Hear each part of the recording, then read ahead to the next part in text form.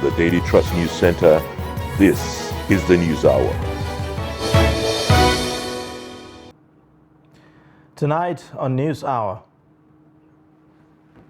INEC conducts BVAS mock accreditation ahead of 2023 general elections.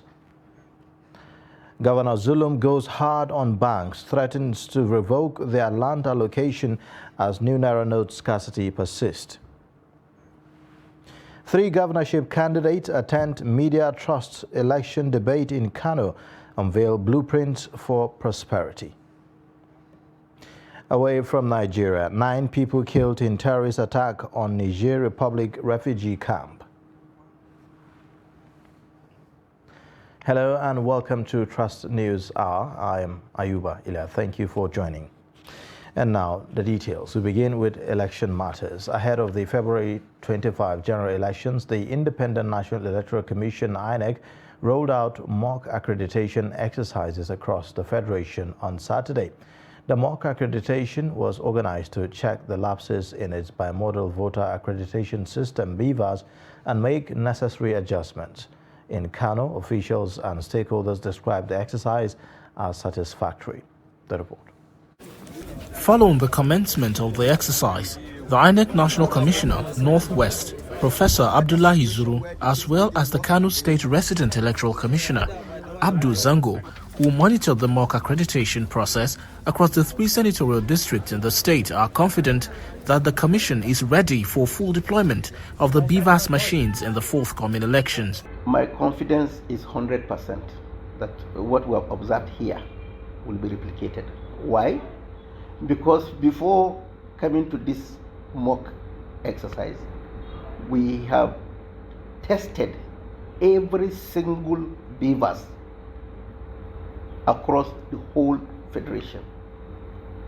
And the success rate of that was very high. There are gaps here and there, but essentially that is the purpose, to see the mock accreditation, identify gaps, identify lapses, so that we address them before the real election. But it gave us considerable confidence that it will work very well. But nonetheless, we are not leaving any stone unturned. Polling officials and residents who also participated in the process shared their thoughts on the exercise. There is no any challenge. The only thing I can say challenge is not challenge. There is a lady with this lily, but being that we cannot capture the fingerprint, we snap her and everything went on. The process is doing well because when I come, I give them my card. They told me to use my fingerprint in order to authenticate me, and then when I use the fingerprint, and then everything about me is come out, and it's me. And they ask me my name. Then when they ask me my name, they still write it on it. Then it's me on the voter's card. All this is just 2 minutes. Done with everything. And the entire process goes successfully. We were here before 8 and we met all the INEC staffs. Things are ready. Then I was accredited through one form and my voter's card goes right. 437 polling units were identified across the country to carry out an on-the-field testing of the bimodal voter accreditation system BVAS machines to ensure that they are of optimum performance ahead of the general election, which commences from February 25th. The mock accreditation exercise conducted by the Independent National Electoral Commission ahead of the 2023 general elections was successful across the 12 polling units of Nasarawa. Abubakar Abdullahi, who monitored the exercise, sent in the report as presented from our studio. The Independent National Electoral Commission INEC mock accreditation exercise for voters was carried out simultaneously in 12 polling units across 6 selected local government areas of Lafia, Awe, Karu, Nasarawa, Egong, and Wamba. Trust TV observed that while INEC mobilized staff for the conduct of the exercise, voters complied by visiting the selected polling units for machine capturing. Ibrahim Jabiru and Fatima Umar were among those accredited at the Shabu Tagabas polling unit of Shabu Kwandere electoral ward in Lafia local government area. They expressed satisfaction with the exercise. So I received a test from INEC that I should go for accreditation. Only unit 03. That's what I'm here for. And I've tested successfully. So I'm appreciative for that. I didn't waste my time. I'm not wasting time up to 1 minute. And it's done successfully. So if it is so that I'm doing during the election, people would appreciate it. I came for the mock accreditation, and it didn't take a long time to be captured. In fact, I was captured in less than a minute. INEC Resident Electoral Commissioner in Nasarawa State, Usman Ajidaba, who monitored the exercise, speaks. The exercise is going on smoothly, and we are very impressed. There has been orderliness. The fact that people are even eager to come out for the mock accreditation shows that people are eagerly expecting the real election, and people are ready. We have gotten a report from Karu local government, and the report has been very impressive. We are happy about the report. There was a massive turnout. Those who wanted to be accredited. And there was orderliness. Yes. The INEC Commissioner further expressed the Commission's readiness to ensure that modalities are in place to deliver a credible and acceptable 2023 poll. With the 2023 general elections barely 3 weeks away, the Independent National Electoral Commission is pre-testing accreditation processes that will be deployed during the polls nationwide. The BVAS mock accreditation exercise was rolled out in Abuja at the Area 10 Post Office polling unit and observed a low turnout of voters. Chamaka Nwafo reports.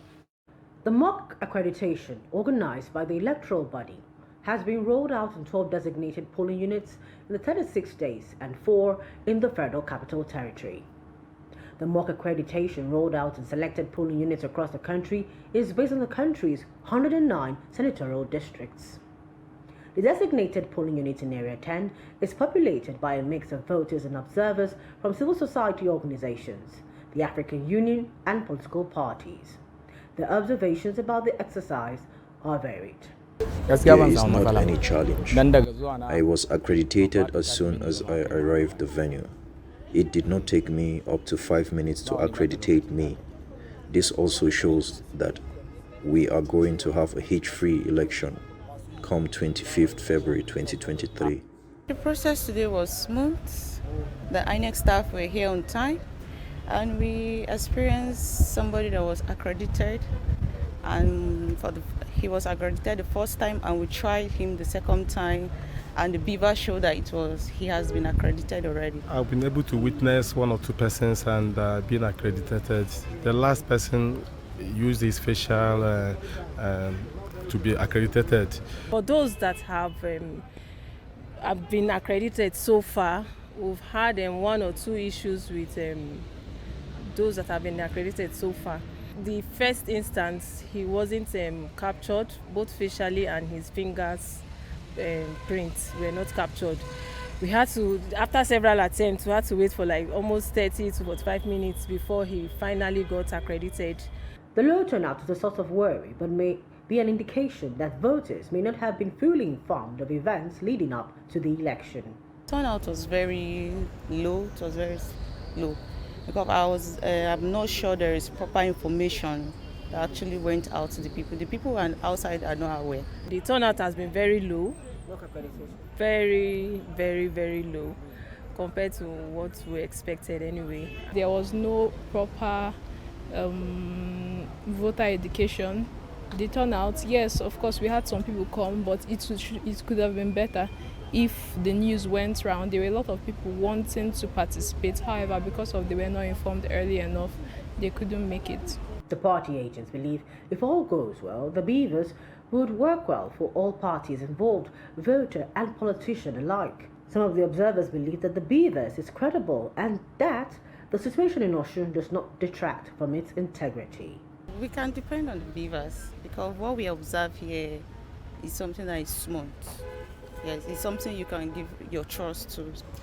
If they implement what they have in the process, what they have planned, it is going to work for everybody's favor, because Nigerians are clamoring for a credible election. If it continues this way, I think it's okay. The low turnout at this mock exercise shows the clear difference between being committed to the electoral process in mere words and in translating rhetoric to action. It also points to the fact that there is a real need for voter sensitization, education, and mobilization in the weeks before the general elections. Of what to expect at the polls in 3 weeks' time, these observers believe low information and education of the day's event contributed to the turnout. 9PM.4, Trust TV News, Abuja. Now, some residents of Oyo State have expressed satisfaction with the smooth conduct of the biometric verification and accreditation system, a BVAS mock exercise held in 12 centers across the 3 senatorial districts of the state. They say that the smooth exercise will ultimately reflect the true yearnings of the masses at the forthcoming general elections, as manipulations will be drastically reduced. Some of the potential voters who spoke to journalists during the exercise in some centers across the state say that they remain hopeful that the February 25 election will turn out successful, and commended INEC on the smooth use of the BVAS machines.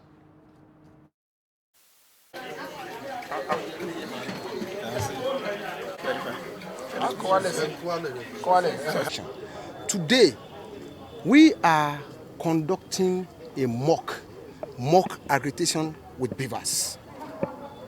And the method we engage in carrying this out is we made use of 12 randomly selected polling units in 6 local governments. And the selection of these local governments were based on the 3 senatorial districts, picking 2 in each senatorial district. And it's a test fit across all these polling units to showcase to Nigerians the functional roles of the BVAS, which involve the authentication and the voting procedures in the recent, how it's going to be taking place, comes 25 February 2023. For instance, now, with my assessment, we have about 750 people registered that are eligible registrants. As I speak, virtually everybody that have even cast their vote here, they did it successfully. We had not even any inches, no power failure or network interference whatsoever. We all enjoyed the situation. They brought the BVAS, they tested the voters' cards, they brought as many as possible members so that have their voters' card, that maintaining the unit here, so to test them, and it was done successfully. So I was not part of the person that they tested, but I witnessed everything. I was here to know how it was. I'm here to witness the mock accreditation, and so far so good from the BVAS machine, right, from the accreditation process, which is about 3, right. The first one is the thumbprint, the second is the facial, and the third is about the 6 last numbers at the VIN. So it works very well. And another thing that I see that I'm so happy about is that the BVAS is not connected to any sort of network. What the BVAS works with are the number of registered voters that has been implanted into the BVAS machine. So there will be no issue of bad network or no issue of network failure. So I have seen about 5 people gotten accredited in less than about 2 minutes, which is very, very fast. And so I must commend INEC for this technology. And on Naira note scarcity, Borno State Governor Babagana Zulum has directed banks to dispense new Naira notes via automated teller machines and banking halls, or risk losing their lands to the state government. Zulum gave the warning after visiting banks branches in Maiduguri, the state capital, to assess challenges faced by residents in accessing new Naira notes. Before the declaration, Zulum said that he was unhappy to see hundreds of people queuing at an ATM point where only 1 out of the 10 machines was dispensing cash. The governor urged the Central Bank of Nigeria to ensure the availability of new notes at the commercial banks to enable people to access their money.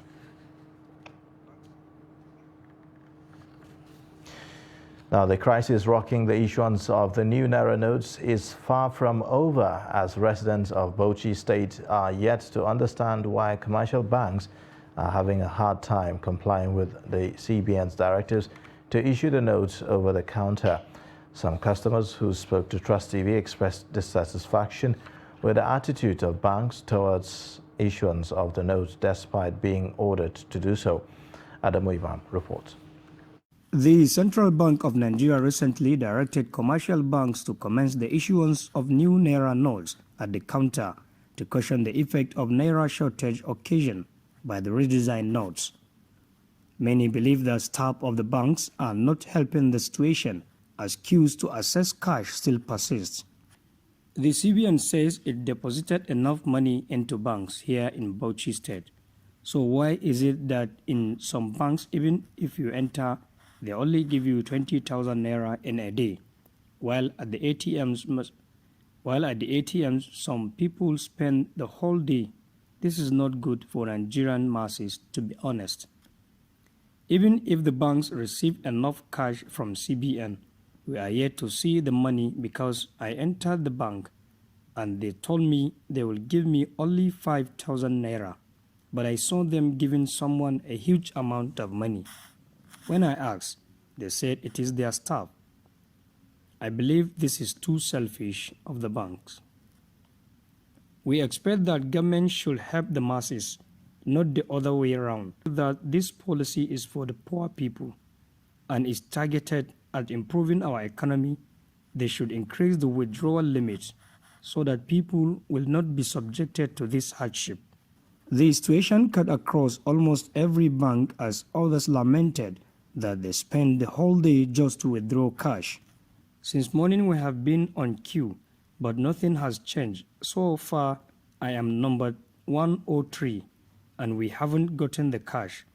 The sad part is that staff of the banks usually treat us badly, while others bring people's ATM cards and withdraw for them. It is unfortunate here. The truth of the matter is that the banks are not treating customers well, especially this one. They attend to their staff and friends through ATMs while we watch. We have been here on the queue since morning. All they do is give priority to those they know and leave us stranded. Commercial banks should be fair to all, for God's sake.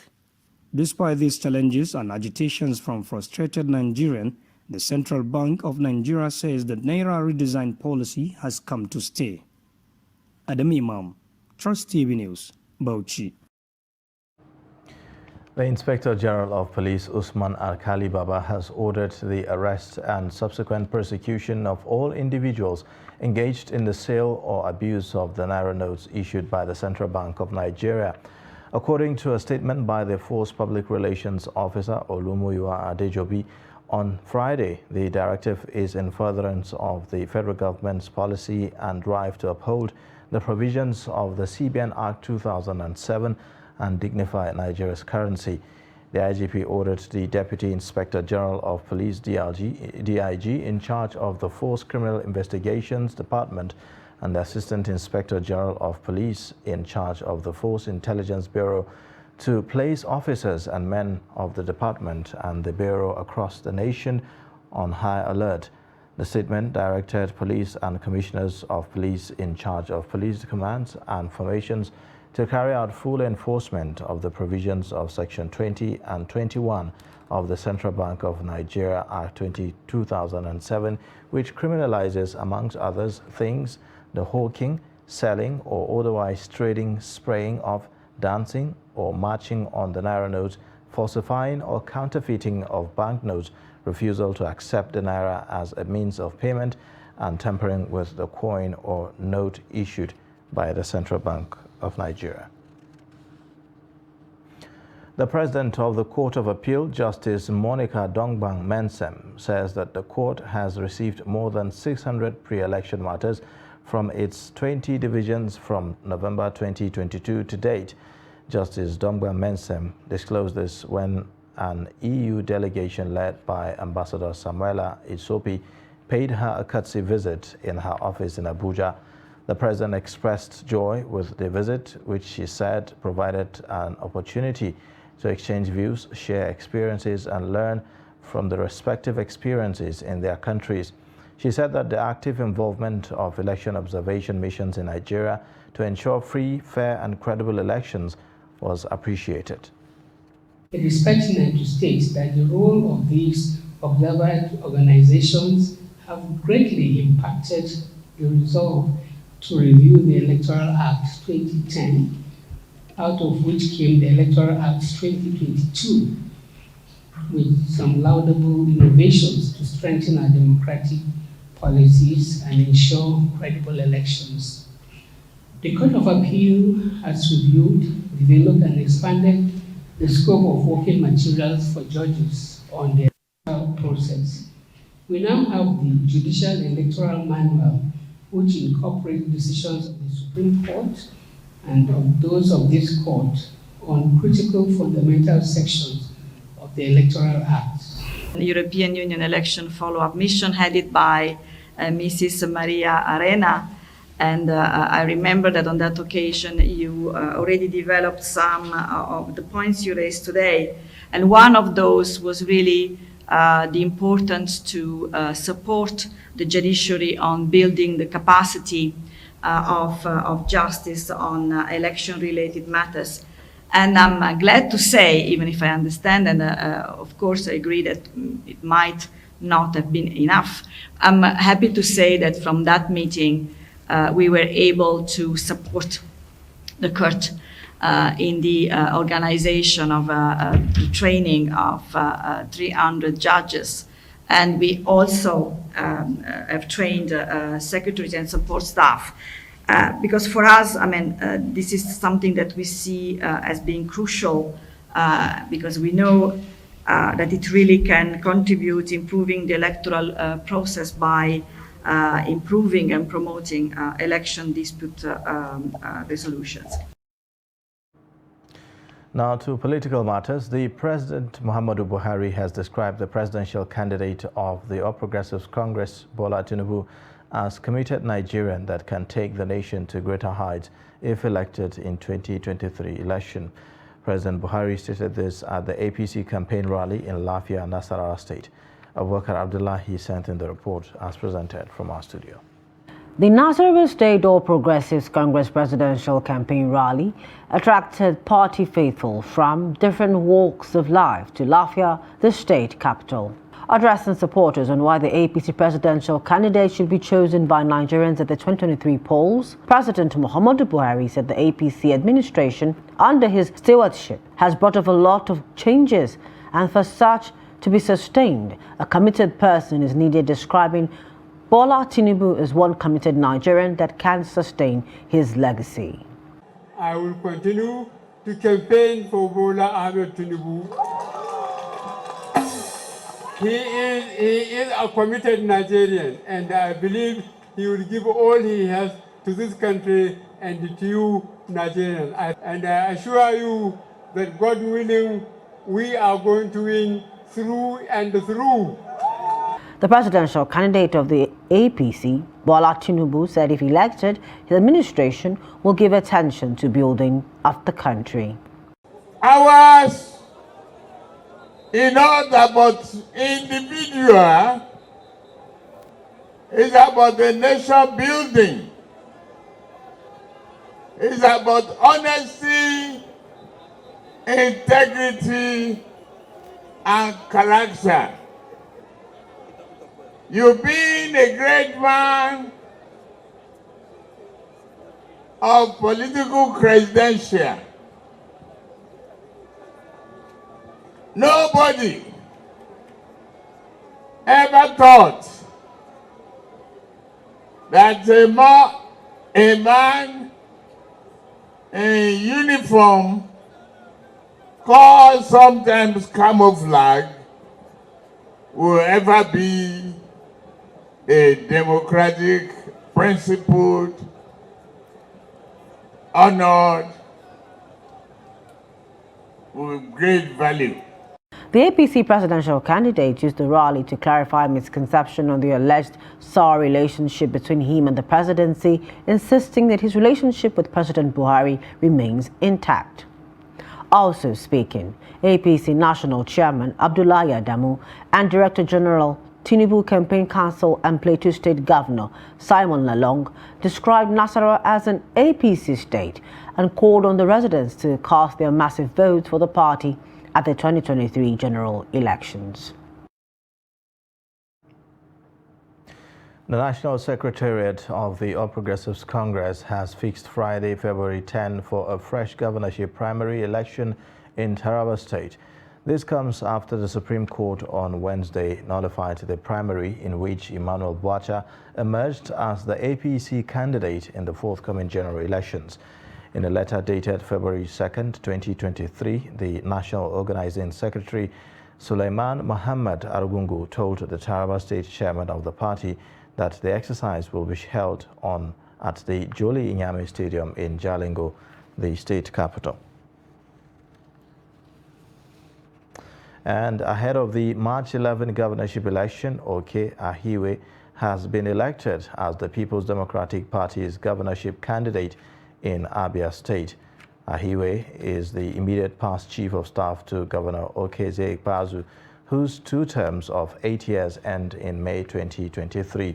His emergence followed the death of the former flag bearer Uchenna Ikonne on January 25, 2023. Following the demise of Ikonne, the PDP in the state held a primary on Saturday to replace the deceased candidate in accordance to the Electoral Act 2022.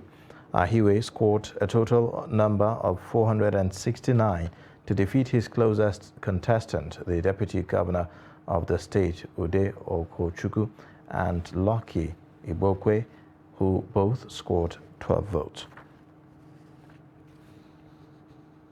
Governorship candidates at the Media Trust Group Town Hall meeting in Kano have unveiled blueprints to turn around the socio-economic fortunes of the state if elected to office. Trust TV correspondent Idris Dibrin reports that candidates of the All Progressives Congress, Labour Party and the PDP attended the event at the Bayero University, Kano. The 2023 gubernatorial election debate for Kano is meant to allow candidates to interact with the electorate by giving them first-hand information as to what they will offer if elected into office by the people of Kano State. Media Trust Group and its partners put this event together ahead of the governorship election in Kano, which is taking place in 5 weeks' time. We held a town hall in Katsina about 2 weeks ago, and today we are in Kano, a state that is not just dear to me personally, because I'm a son of the soil, but to the Media Trust family. The history of Media Trust is incomplete without our dear states. One after the other, the gubernatorial candidate of the All Progressive Congress, Nasiru Gawuna, the Labour Party, Bashir Ishaq, and the People's Democratic Party, Muhammad Abacha, took to the stand to first explain to Kano people on why each one of them should be elected into office by the people. It is important for everyone to look inwards and to be realistic. It is unfortunate, but it is good. We have all learned a very, very interesting and good lesson in the past few years. So I think it is important we bring in new people, new faces, to now take charge and bring in functional ideas. People should de-emphasize political parties at both national and subnational levels. They should look at candidates, their capacity, their capability, their exposure, resilience, and their competence. I also found myself to be under the leadership of His Excellency Engineer Rabiu Musa Konkoso, where I served as the Commissioner for Agriculture, and then under the leadership of Dr. Abdullahi Umar Gandoji, where I also served as the Commissioner and now as the Deputy Governor. If I combine the experience that I have, I want to be humble enough to say that I have the requisite experience. Then the stage was set for what the people of Kano should expect from each of these politicians on various sectors of the economy. The basis of Kano state is commerce and industry and predominantly agriculture. And that alone is enough to sustain Kano, to give it what it needs, and to also ensure that Kano people are properly catered for and taken care of. The elderly, most importantly, the women and the children. We will ensure, if elected, inshallah, the use of technologies and also prioritize the revenue drive operations. That is by blocking leakages and bringing innovations. We will explore other areas of tax revenue, which at the moment are not being addressed. Challenges we have, and I always insist that it is not about lack of money. Like my brother Alhaji Muhammad has mentioned, I think it's the management, effective management and utilization and prioritization of the funds available to the government. Various questions and recommendations were offered to each candidate by the participant, who seeks to further understand the intent of these politicians towards ensuring meaningful development for Kano.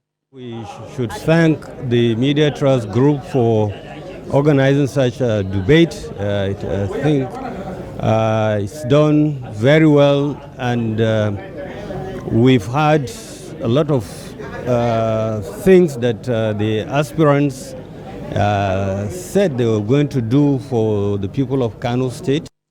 As each of these candidates assures meaningful development in Kano if elected into office, voters across the state are however hopeful that the winner among them will keep to the promises he made at the end of this year's Media Trust Group's debate ahead of the gubernatorial election. Idris Jibrin, Trust TV News, Kano. Moving on, a fire outbreak on Saturday destroyed shops in Damaturu, the state capital of Yobe. The incident happened at Sabon Fegi quarters near the residence of former governor of the state, Ibrahim Gaidam. It was reported that over 10 shops with properties worth millions of naira were gutted by fire. An eyewitness, Ahmed Idris Ahmed, who confirmed the incident, said that the fire was triggered by a surge in electricity voltage in one of the shops. The destroyed shops, according to reports, housed fabrics, used clothes, shoes, provisions and other items. Now, reports reaching us indicate that the number of innocent people killed by bandits between Kankara, Bakori axis in Katsina State has risen to 84. 26 more dead bodies were recovered on Saturday evening by security operatives and some volunteers combing the scene of the heinous killings. The eyewitness told Trust TV in Katsina that he saw an open van vehicle at Yargoje Junction moving 26 more dead bodies to Bakori communities. Residents of some communities in Bakori and Kankara local government area, in collaboration with some local vigilante corps, were trailing their stolen cows when they were ambushed by the bandits. The terrorists rustled about 200 cows from some communities in Bakori and Kankara local government areas on Thursday.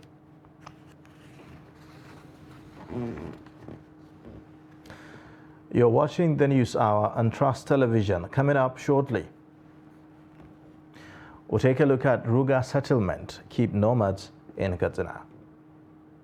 Details of this and more after the break. This is Trust TV, documenting the Nigerian story.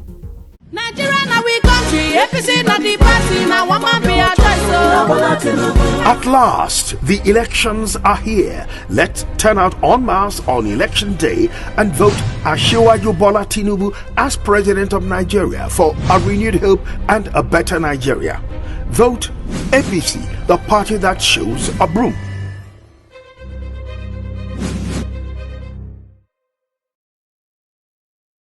Ba a iya sutura da abinci jin daɗin duniyar mai ƙare. Za ka iya more rayuwarka da kayan alfarma na kamfanin Vento Furniture kamar su Ladi Corner Sets, Escape Sofa Sets, Acadia Sofa, Piano Sofa Sets, Sofa Corner Sets, Vento Sofa Sets. Sannan kuma za ku iya saka ƙayatattun gadaje na alfarma a ɗakunan kamar su Gold Cream Bedroom Sets ko kuma ku wadata falon ku da kujeru na alfarma irin su Sare Royal Set da Acadia Dining Sets. Ofishoshin ku kuwa za ku iya saka manya-manyan kujeru na kece raini domin walwala da jin daɗin ku da abokan hulɗa. Kamfanin Vento Furniture ya tanadar muku gadajen bacci na yara masu inganci, kayan ɗaki irin na angwaye da amare har ma da sarakuna. Muna da shagunan mu a gurare kamar haka: 79 Allen Avenue, Ikeja, Lagos; 7A Azikiwe Road, Port Harcourt; 25 Glover Road, Ikoyi, Lagos; Shop U1 Jabi Lake Mall, Abuja, da kuma 4330 Walker Road, Windsor, Ontario ga mazauna ƙasar Canada.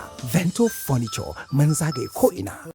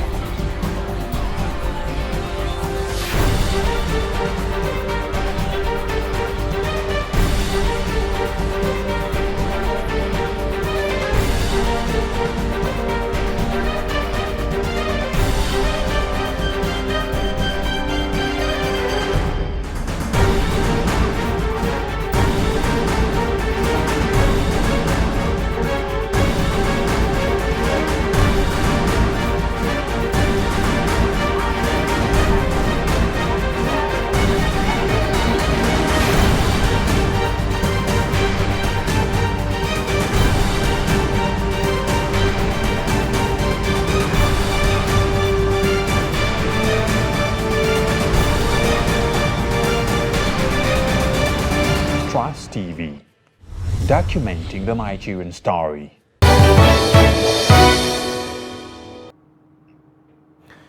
Welcome back to the News Hour on Trust Television. Here's a look at the top stories again. INEC conducts BVAS mock accreditation ahead of 2023 general elections. Governor Zulum goes hard on banks, threatens to revoke their land allocation as new naira note scarcity persists. Now moving on, the Deputy Commandant of the National Drug Law Enforcement Agency NDLEA, Musa Sani Bakura, says that Nigeria recorded 0 drug-related problems during last year's Hajj pilgrimage. He said the agency had not received any complaints from the Saudi Arabian authorities of Nigerians exporting drugs or being caught with drugs.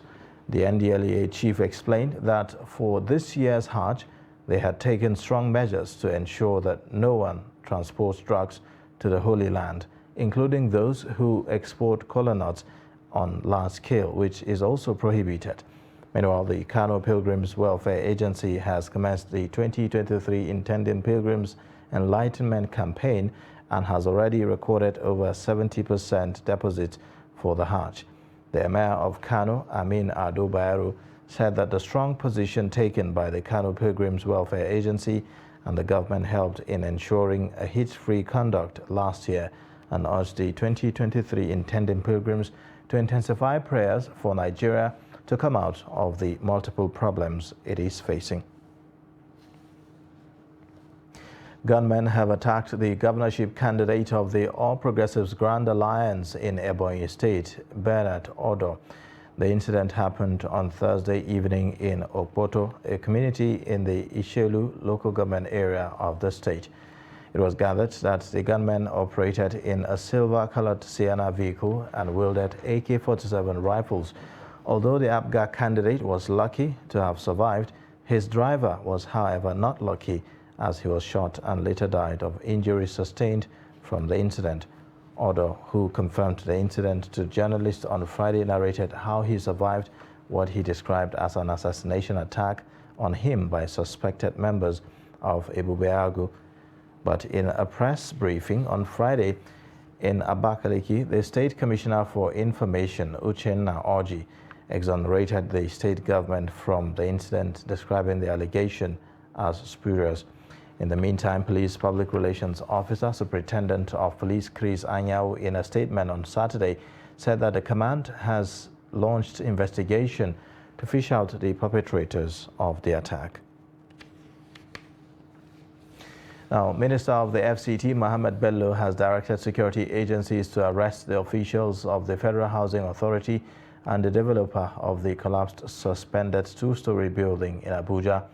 The coordinator, Abuja Metropolitan Management Council, Umar Shuaibu, disclosed this at a news briefing on Saturday.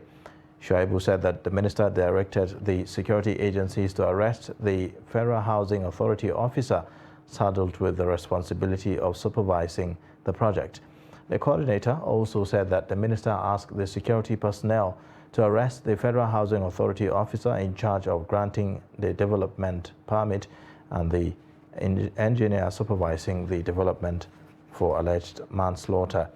The building under construction collapsed at about 11 a.m. on Thursday at 6th Avenue in Gwarimpa Estate, trapping 24 persons, while 3 were confirmed dead and 21 persons rescued alive.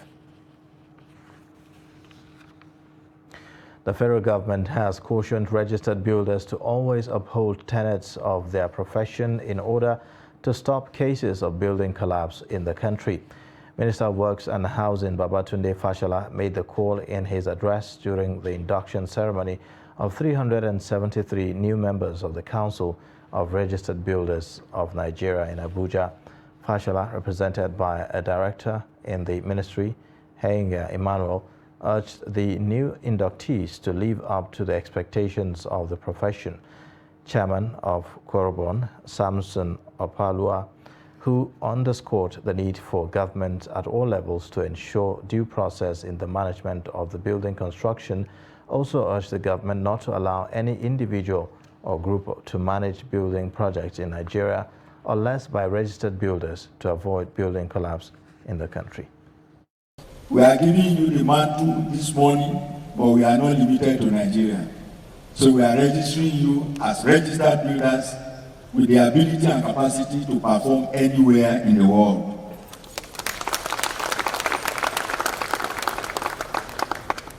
This batch of 373 inductees, the largest so far since the commencement of our act establishing the council in 1989. This is the single largest induction ceremony. These inductees were considered successful after undergoing the appropriate interviews or assessment and have been found competent to practice as builders in accordance with the Builders Registration Act Cap B30 laws of the Federal Republic of Nigeria 2004. Your induction is coming at an auspicious moment in the life of this country, when, as you have been listening to the speakers before me, incidences of building collapse are increasing as a result of a myriad of factors, including quackery. Now, these causes, these failures and collapse in building are a manifestation of failures in the system. And the onus lies on critical holders like yourselves, which the inductees have now become a part to undertake a consensus overhaul of the present system to curb the menace. I want to specifically urge the inductees to demonstrate a high sense of professionalism and ethics in the discharge of their duties, remembering that they are ambassadors of a very noble profession. The continuous increase in price of fuel and its unavailability has continued to generate reactions. This time, some residents of Oka who spoke to journalists described the situation as one that will bite harder on the already poor population. Checks at some filling stations revealed that shortage of the product has caused operators to hike the price beyond the government-approved price. At one of the filling stations on Enugu-Onitsha Road, the product sold for 370 naira per litre early on Saturday. It's now been funny for a couple of days, ever since they started the change of the old naira note to the new naira notes. Inflation has been the order of the day. People are suffering, people are going through a lot. The currency, this Nigerian currency, I don't know how to explain it. It has opened door to so many forms of hardship to people. The fuel subsidy affects us so bad, really the transporters. First of all, getting a fuel is the issue. Secondly, getting money to buy the fuel is also an issue because when you buy fuel at high rates and you go out there to pick passengers, they don't agree to the price you tell them because things are hard. Vote for the person that will give up Nigeria, new Nigeria. That is what everybody is praying. Somebody that will know the feeling of the masses. What the masses need. There is hunger, food scarcity, money scarcity, no work. Katsina State government is to commit over 6 billion naira for the establishment of Ruga ranches across 10 local government areas of the state. The money, which was donated by the federal government to reduce the movement of herders amidst insecurity in the area, is expected to benefit 10 local government areas with high level of insecurity. Abdullahi Ahmadi completes the story. The 10 benefiting local governments are those bedeviled by insecurity, as the federal government deemed it necessary to reduce the constant movement of herders from place to place due to incessant attacks on herders by bandits. In each of the 10 local governments, 100 hectares of land will be provided to be used as grazing reserves and construction of some other basic facilities. Among the facilities to be put in place include hospitals, veterinary clinic, slaughterhouse, boreholes, schools, dairy market, and artificial dissemination facilities. The purpose of this visit is to confirm and see whether the contractors are on ground. Today I'm happy that what I'm seeing, the contractors perform very well. He has achieved almost 40%, 45% of what is on ground. So we believe by the next 4 weeks, we are almost completing this project. All the projects are in 4 local governments. So I believe by end of March, 1st of April, we are opening all these projects, inshallah. The establishment of the Ruga ranches is specifically a federal government initiative to address the incessant farmers-herders clashes and other security challenges facing the state. The state government has started sensitizing the benefiting communities on the importance of the projects and the need to take ownership to safeguard the facility against vandals. Residents, who are mostly Fulani herders, are extremely happy with the state and federal government's initiative of providing them with social amenities to enable them settle in one place. This will also assist in boosting their socio-economic well-being and give the Fulani herders, who for long felt marginalized, a sense of belonging. I never thought in my entire life something good like this will ever come to us. This project had already addressed our over 200 years problems, which hampered our socio-economic growth. We thank God for all of these.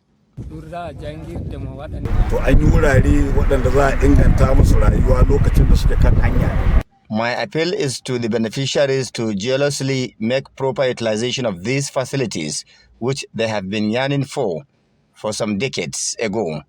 Today, your dreams have been actualized. You have a better life.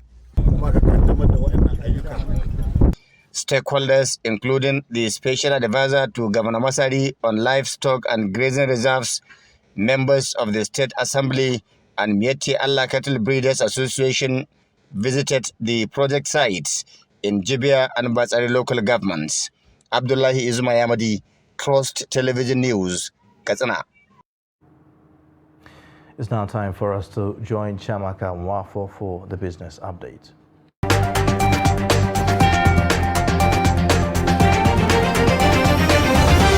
Ratings agency S&P on Friday affirmed Nigeria's credit rating at B-/B, but turned negative on its outlook, citing increase in risk to the country's debt servicing capacity over the next 1 to 2 years. Nigeria, a major oil exporter, has faced production shortages in recent years due to crude theft, though output has begun to recover. It has also suffered chronic dollar shortages and high debt service, which has eaten into government revenues. S&P had maintained Nigeria's rating at B-/B with a stable outlook in 2022, while rivals Moody's and Fitch both lowered the country's rating by 1 notch last year. Kenya dropped charges of financial impropriety against Flutterwave Incorporated about 7 months after a court in the East African nation froze the bank account of one of Africa's biggest startups. The withdrawal of the charges was noted in a Kenyan High Court document seen by Bloomberg. Dropping the case will come as a boost to Flutterwave, a Lagos and San Francisco-based financial technology company. The court in July restricted access to its Kenyan bank account, holding more than $40 million amid suspicion of financial impropriety allegations the firm denied. And finally, in stocks, a total turnover of 3.789 billion shares worth 27.500 billion naira in 20,333 deals was traded this week by investors on the floor of the exchange. The financial services industry measured by volume-led activity chart, while the conglomerates industry and the consumer goods industry followed in second and third places respectively. The NGX All-Share Index and market capitalization appreciated by 2.95% to close the week at 54,213.09 and 29.528 trillion naira respectively. During the week, 55 equities appreciated in price, 27 depreciated, while 75 equities remained unchanged. And that's it on Business News. I am Chiamaka Mwafo.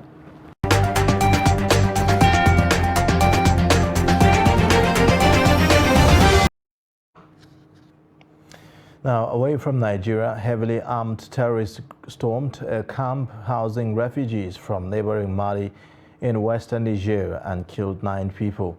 A local official said on Saturday that the attack took place on Wednesday at a camp in the Tahoua region bordering Mali. A security source confirmed the attack without giving any details. Tahoua lies in a zone bordering Mali and Burkina Faso, 2 countries hit by insurgency and have come under repeated attack since 2017 by armed groups linked to Al-Qaeda and Islamic State. There are over 61,000 Malian refugees sheltering in Tahoua and nearby Talaberi, according to the United Nations. After the departure of the French soldiers from Mali last year and a pullout soon from Burkina Faso, there will be only 3,000 of the troops left in Niger and Chad to fight terrorist groups.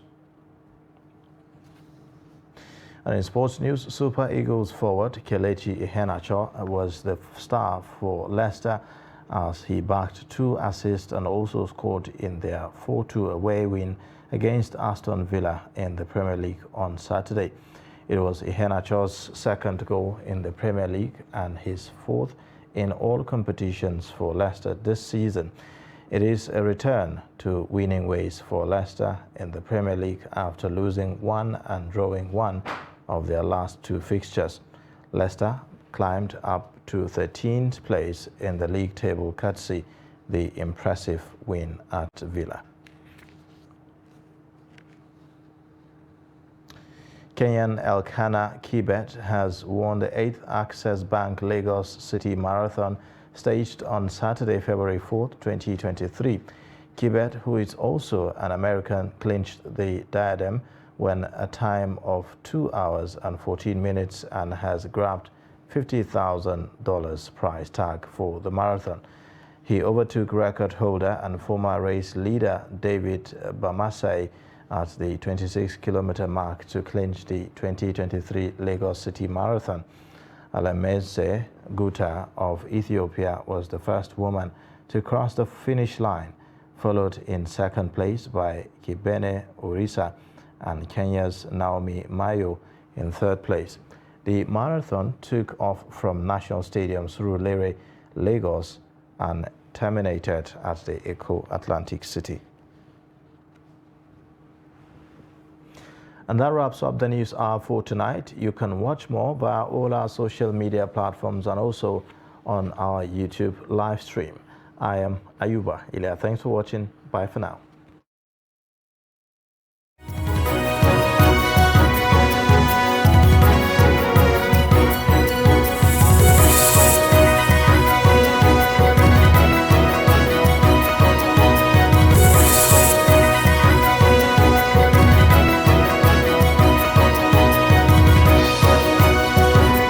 From the Daily Trust News Center, this is the News Hour.